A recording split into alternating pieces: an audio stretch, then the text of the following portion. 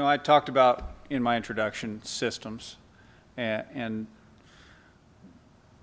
no tilling or minimum tilling, because we do some things, whether it be harvesting silage or applying manure, that create some compaction problems that we got to go fix occasionally. So systems are important from the standpoint that you have to make the system fit your individual operation. And that may look different on my operation than somebody else's. JP, I see you sitting out here. Last night you and I talked about how you're growing alfalfa and dehydrating it for pet foods. Well, that works great in your system, but I don't have an alfalfa dehydrator, and I don't have a contract with Brand X Dog Food Company, and there's just not enough dog food companies out there for all of us to start dehydrating alfalfa and selling that product to him. It's great for him, but that doesn't mean it's a great blanket approach for all of us. One of the key things that, I guess I'll just be honest here, that I wrestle with in this conversation is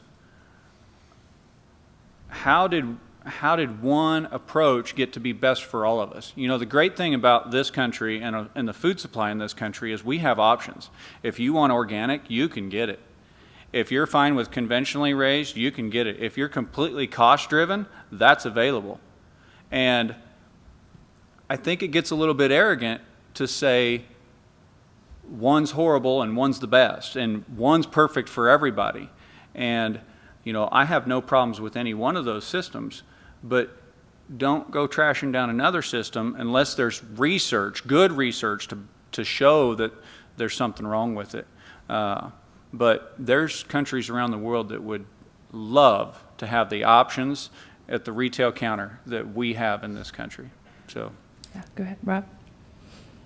First, I'd say we can't be lazy about how we communicate about this, and we can't be simplistic about it.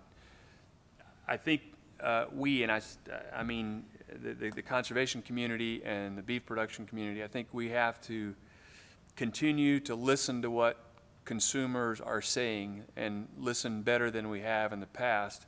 I know in the Nature Conservancy we think if we've got a scientific fact, that's all we need. We don't have to worry about whether people understand it or not. We just know. And I think we have to be more diligent about listening to what the consumer is saying so that we can respond with an accurate response. And I think we also need to be transparent. And by that, I mean we need to understand what the consumer is saying when she or he says, I prefer grass-fed beef because I think it's environmentally better.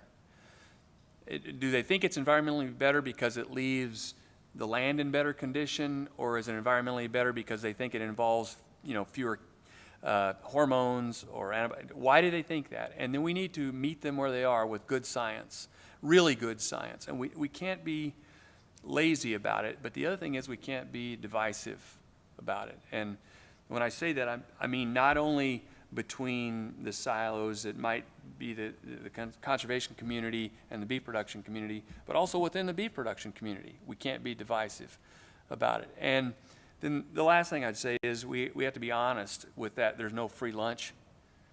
There is no perfect way to get a meal. The only impact-free way of getting a meal that I can think of is not to get one.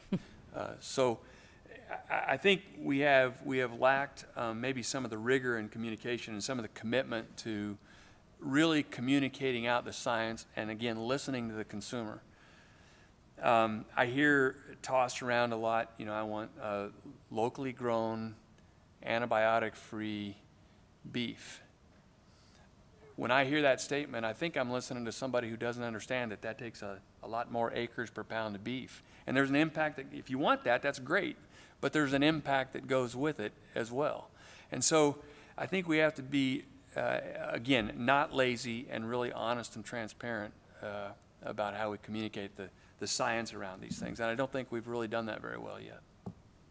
Well, building off of Sean's comment, is that, well, a lot of you know I'm a big no-till promoter or fan, but there's obviously areas that no-till doesn't work. Cold, wet soils in Canada, or if you're growing potatoes, you're not going to no-till for sure. So it really is, and when we do extension outreach, it's finding the right soils, the practices that meet the right soils, the climate, the crop, as well as the economic considerations of the producer. Are they risk averse? Do they have capital available? God, I'm sounding like an economist. So it's, again, it isn't one size fits all. And it's just like the comment I made, well, beef is bad. Well, the best use of this land out here around town is beef grazing. And so the problem is that we got a society now, and we've struggled with this on different forefronts, is there's a lot of disconnect from the agriculture community with the urban community, and they're not, and so perceptions are reality, and so how do you deal with that? And that's a task for communicating better, better understanding, and I definitely don't have a solution on that, but we need to figure out a way to have a better communication, understanding of the ag food systems. And traditionally, the ag community said, okay, we're producing food, here it is. But it really is a food systems, and it's connecting what the consumer thinks they wants. And you're right, we have the diversity in this country to have the luxury of different types of food systems. The thought that is, I think also when we hear people talk about wanting a certain practice behind the food they eat, I think we also need to be careful that we're thinking about the entire supply chain. Right. One sustainable element of the supply chain doesn't necessarily create an entire sustainable, serving of beef. And so, and I don't think it's fair to put those kind of demands on any one segment of the beef supply chain. So I think it's important that we consider, again, everything from the cow-calf producer to the processor to the retailer, and that everybody has to have a piece of that. And so when we communicate to this ever more urbanized constituency, we need to consider the fact that they are sufficiently sophisticated to understand that there are lots of elements of the supply chain, lots of variables in what produces the quality and sustainability of their meat, and the multiple benefits that come out of that. But I am more intrigued, as Dr. Rice said, with the data collection component of the operation. And just as consumers are becoming more sophisticated, my grandfather shoveled cubes out of the back of the truck while I steered it across the pasture, and he counted the shovelfuls, and that was his data. And I think the ranching community, the beef production community in general, has become a much more data-intensive industry, but I think we all have a ways to go. And I think that data collection is not only the part that makes operations more sustainable, but it also allows us to communicate more diligently and effectively with consumers who are, as Dr. Rice said, going to go to Google and check us out. So I think we have to identify, we can't collect data on everything, and we don't need to. So we have to identify those data points which are mutually important to the economics of beef production, to the environmental impacts of beef production, and to the community and culture aspect of it as well. And I don't think it's hard. I think it's just a new paradigm for us that people like Sean are leading.